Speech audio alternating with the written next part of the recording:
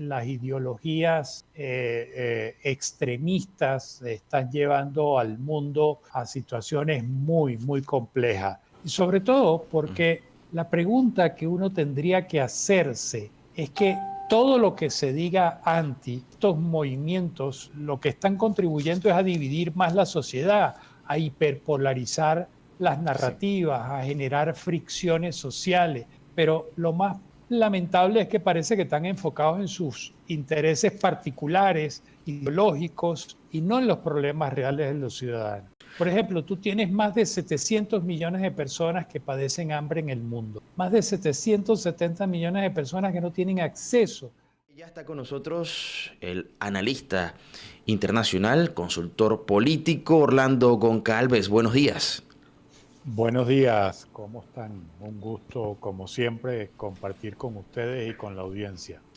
Un gusto tenerlo acá cada semana y por supuesto abordando temas de interés nacional e internacional. El sur ha estado en jornadas electorales. Uruguay ya tiene un virtual ganador. Así es, se cerró el ciclo electoral en Latinoamérica o en América después de la elección de los Estados Unidos y ayer la elección segunda vuelta presidencial en Uruguay y segunda vuelta para gobernadores en Chile. Con esto finaliza el calendario electoral de la región. Y en el caso de Chile, Chile tenía que ir a elección en 11 regiones que no lograron la primera vuelta en el mes de octubre, no lograron obtener la mayoría. Así que tuvieron que ir a elecciones en 11 gobernaciones. La oposición logra ganar 5 de las 11 regiones, pero sin embargo no logran la estrategia, digamos, de la oposición chilena era instalar un plebiscito al gobierno en esta segunda vuelta y no lo lograron. Los resultados de este balotaje le dan cierto oxígeno a las fuerzas de centroizquierda y de izquierda que están alrededor del presidente Gabriel Boric y lo mantienen como una fuerza importante dentro de la política chilena, evidentemente debilitado, desgastado por un proceso absolutamente natural del ejercicio del poder, pero se pensaba que podía ser una hecatombe esta segunda vuelta para el presidente Boric y no lo fue.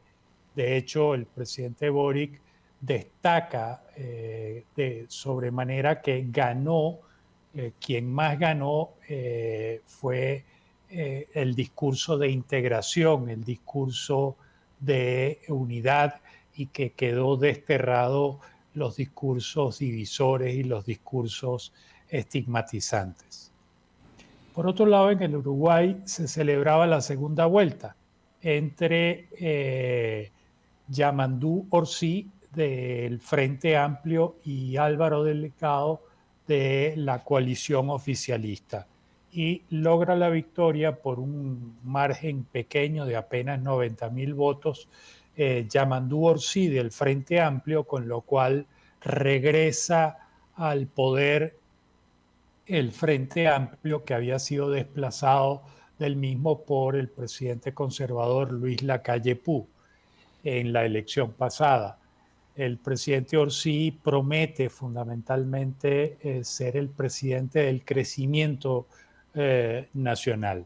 Recuérdese que Uruguay es un país muy particular. Desde 1985, desde 1995 tienen 3 millones de habitantes y apenas han subido a 3.2 millones de habitantes en todos estos años, en más de 20 años. Es un país que no crece poblacionalmente, tiene una economía fundamentada en el campo, en la producción de carne, carne de vacuna y carne de oveja. Es una economía pequeña, sin embargo, esa economía no ha crecido al igual que tampoco ha crecido su población. Y lo que busca el presidente electo Orsi es justamente generar un crecimiento a través de nuevas tecnologías, a través de incentivos fiscales para que Uruguay se transforme en un polo tecnológico, de desarrollo tecnológico, y que esto incentive la inmigración, así como muchos países y algunos líderes están luchando contra la inmigración y están haciendo cualquier cantidad de cosas por impedir la inmigración. Bueno, el Uruguay va a contracorriente porque se ha dado cuenta de que no puede crecer, eh, no puede seguir estancado creciendo poblacionalmente a los niveles que va. Va a llegar el momento de seguir esta tendencia en que va a haber un decrecimiento de la población. Bueno, eso es lo que hay en respecto a elecciones y al ciclo electoral. Parece interesante lo que ha surgido, y había sorpresa. Se pensaba que en Uruguay podría mantenerse el sector conservador en la presidencia, no lo logra.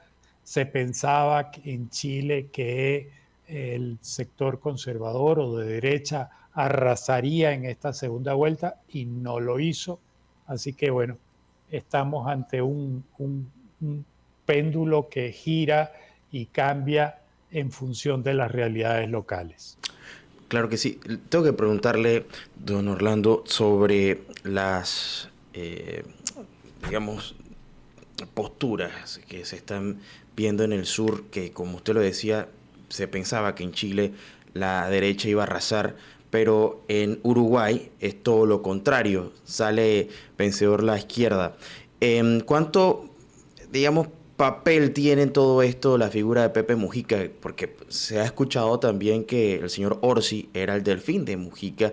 ¿Y cuánto incide esto? Porque viendo los resultados, 49,66 versus 46,06 es bastante estrecho. O sea, ¿podrá Sí, gobernar Orsi? sí puede gobernar porque lograron en la primera vuelta. También se eligió la Cámara de Representantes, o la Cámara, sí, la Cámara de Representantes, la Cámara de Diputados, y también se eligió la Cámara del Senado. Orsi obtuvo mayoría en la Cámara del Senado, lo cual le permite entonces poder de maniobra. Uno. Dos, la política en Uruguay una política a la vieja usanza. ¿Qué me quiero referir con esto?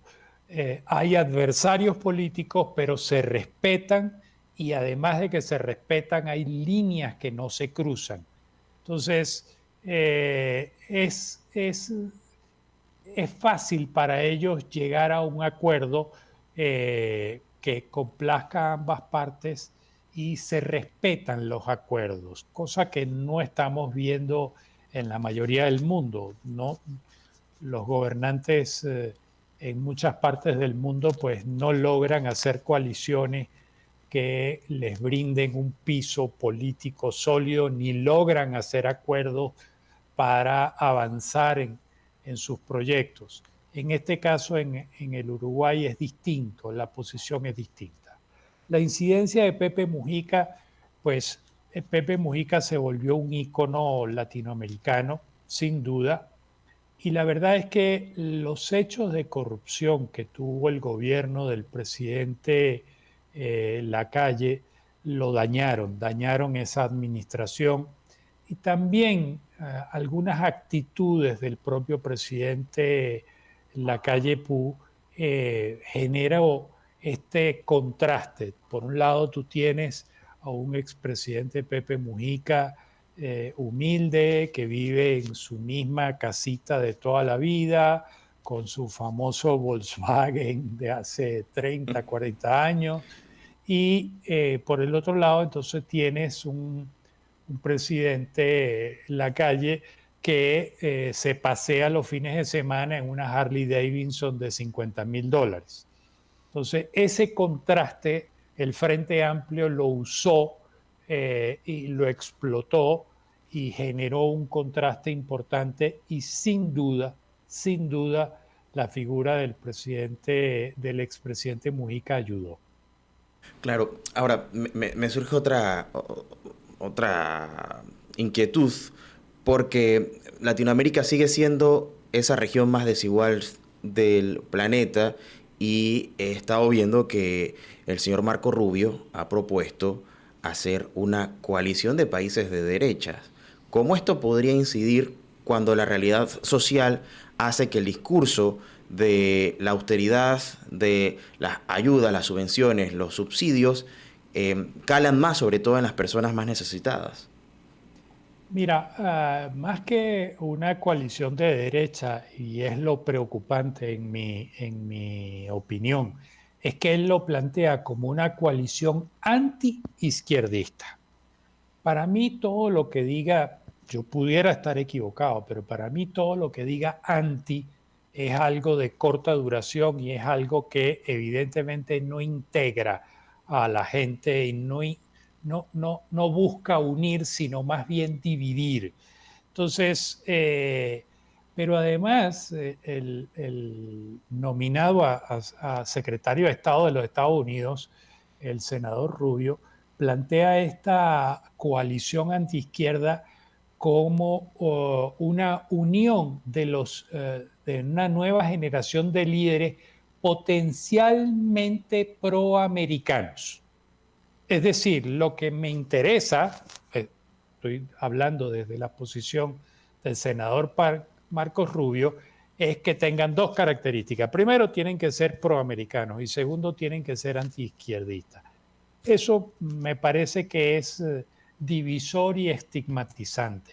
Si a eso le sumas que el presidente Javier Milei, en la reciente visita que le hizo la presidenta de Italia, Giorgina Meloni, habla también de una alianza de Naciones Unidas contra la tiranía y la miseria encabezada por esos dos países, y además habla de que aunque sean pocos los países que encarnen esta alianza con la cual él comulga, con la alianza del señor Marcos Rubio, bueno, ellos van a generar luces desde los cielos. Y en paralelo, y fíjate lo loco de este mundo, entonces, unos días después de que Milei decreta que ellos van a luchar contra las tinieblas y van a echar luces desde el cielo en el camino para abrir la libertad a todos los pueblos, surge en Argentina las Fuerzas del Cielo, un grupo que se autodenominó las Fuerzas del Cielo, que se definieron como el brazo armado y la guardia pretoriana del presidente Milei.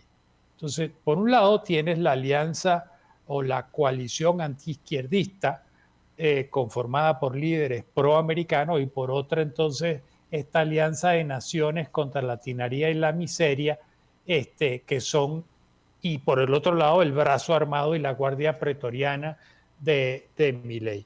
Realmente esto no pinta nada bien. Me parece que las ideologías extremistas están llevando al mundo a situaciones muy, muy complejas. Y sobre todo porque la pregunta que uno tendría que hacerse es que todo lo que se diga anti estos movimientos, lo que están contribuyendo es a dividir más la sociedad, a hiperpolarizar las narrativas, a generar fricciones sociales. Pero lo más lamentable es que parece que están enfocados en sus intereses particulares, ideológicos, y no en los problemas reales de los ciudadanos.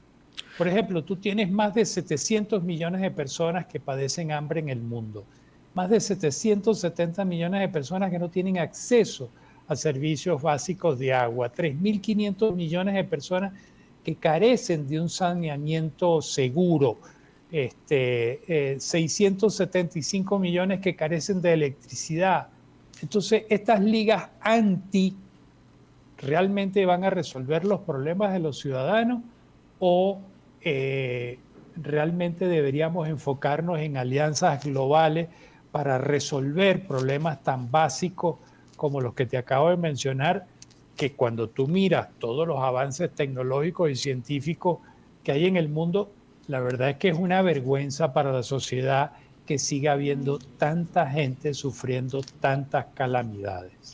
Totalmente, y escuchando un poco lo que menciona, suena ya a radicalismos y una especie de polarización. ¿Esto se asemeja a la polarización que vimos durante el siglo XX o es, digamos, un escenario totalmente distinto?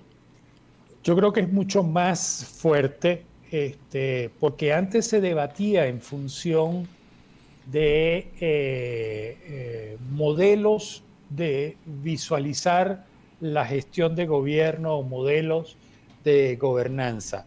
Por un lado, tú tenías a los demócratas cristianos inspirados en la doctrina social de la iglesia, por otro lado tenías a los socialdemócratas inspirados en una economía de mercado regulada por el Estado, donde se protegían los derechos ciudadanos, donde había un estado de bienestar social, y por otro lado tenías la facción comunista que hablaba del control total del Estado en la economía y de los medios de producción. Pero eran visiones que había distintas, pero convivían de alguna manera. Quizás el comunismo estaba un poco más aislado, concentrado en la Unión Soviética, en la antigua Unión Soviética y en la China. La Unión Soviética se disolvió, hoy ya no existe, y el comunismo chino es un comunismo capitalista, donde el control del Estado está sobre todo, pero la operación es una operación capitalista. Lo de hoy ya es distinto, lo de hoy es un radicalismo, ya no es como te lo decía en el caso de Uruguay. Antes los adversarios políticos se respetaban y se consideraban adversarios políticos. Hoy hablamos de enemigos políticos. Enemigos es en la guerra, donde yo pretendo aniquilar al otro. En política no podemos aniquilar al otro. En política tenemos que entender al otro, que convivir con el otro, que negociar con el otro y hacer acuerdos en función de los ciudadanos. Entonces, me parece, tu pregunta es, ¿estamos más radicalizados hoy? Sí. Me parece que yo tengo años hablando de que estamos ante un cambio de era y eso sin duda está provocando una transición del sistema político y económico actual, los que cada vez es evidente son más incapaces de satisfacer las necesidades de los ciudadanos. Pero en todo caso, me parece que está clarísimo que todo lo que se defina anti lo que sea, no va a ser una solución ni viable, ni duradera, y en especial integradora de la sociedad. Usted mencionaba que la intención que ha propuesto el señor Marco Rubio de crear esta coalición antiizquierda iba en función de aquellos aliados a la postura estadounidense. Pero me causa cierta curiosidad pensar el hecho, por ejemplo, cuando hablamos de izquierda, tenemos la tendencia a pensar en países como Cuba, Nicaragua, Venezuela, pero luego está la otra izquierda como Brasil, como Chile, que incluso han cuestionado las elecciones en Venezuela. Aquí tendría que preguntarle cómo definimos esa postura de izquierda. Bueno, en mi opinión, yo reitero, pudiera yo estar equivocado, pero en mi opinión, lo de Nicaragua, lo de Cuba y lo de Venezuela no son izquierdas, son dictaduras autocráticas, sanguinarias además, que encarcelan, asesinan y desaparecen gente. Entonces, yo creo que no tiene nada de izquierda, si bien eh, el fundamento de la revolución cubana estuvo basado en la teoría socialista o comunista, como lo quieras decir, de izquierda, la revolución sandinista lo estuvo también, el movimiento que generó Hugo Chávez en Venezuela, al principio no tenía una definición clara, pero en el año 2002 se dijo que era socialista, una revolución socialista. Yo creo que todo eso se perdió. Todo eso hoy en día son dictaduras puras y duras, que tienen esclavizado a esos tres pueblos. No tiene nada que ver con la izquierda de Lula da Silva en Brasil, no tiene nada que ver con la izquierda de Pepe Mujica y de Orsi en Uruguay, ni la de Boric en, en Chile. No tienen nada que ver esos movimientos con lo que hay hoy en Cuba, en Nicaragua y en Venezuela. ¿Cómo lidia el continente americano con estas tres dictadoras en este momento? Ahora que usted mencionaba el cambio de era, son, digamos, tres países que han sido motivo de conversación durante mucho tiempo y todavía pareciera no logran resolver ese conflicto.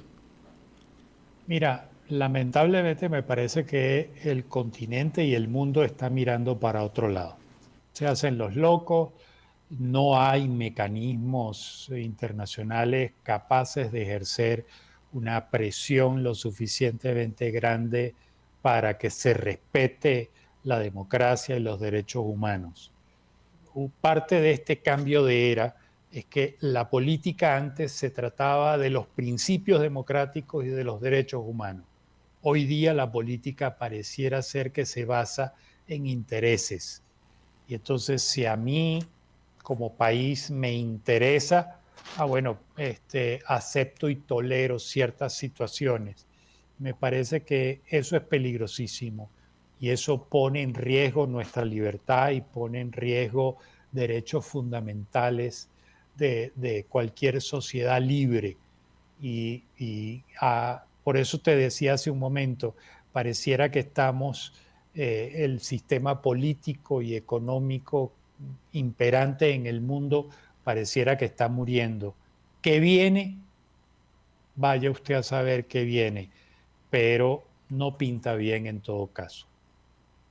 Bueno, como usted decía al principio, se cierra el ciclo en el continente americano de elecciones, se refirma la izquierda en Chile con los gobernadores, en Uruguay vuelve al poder la izquierda y luego está la otra cara de la moneda con propuestas de radicalizar la derecha en un ataque de frente contra la izquierda.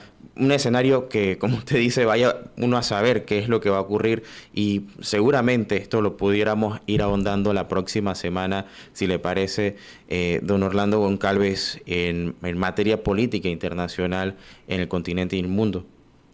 Con todo gusto, siempre un gusto poder compartir con ustedes y con la audiencia. Claro que sí, muchísimas gracias por acompañarnos esta mañana al analista internacional, consultor político Orlando Goncalves. Aquí lo vamos a tener la próxima semana en la mañana en CON y por supuesto esto va a estar en YouTube para que usted lo pueda volver a ver totalmente desde su comodidad y a conveniencia. Son las 7:30 de la mañana, es hora de irnos a nuestro siguiente cambio. A la vuelta vamos a estar conversando con Hitler Cigarruista, director del Capital Financiero en materia económica en el país, que ya está listo para abordar temas interesantes en materia financiera y económica. Ya volvemos.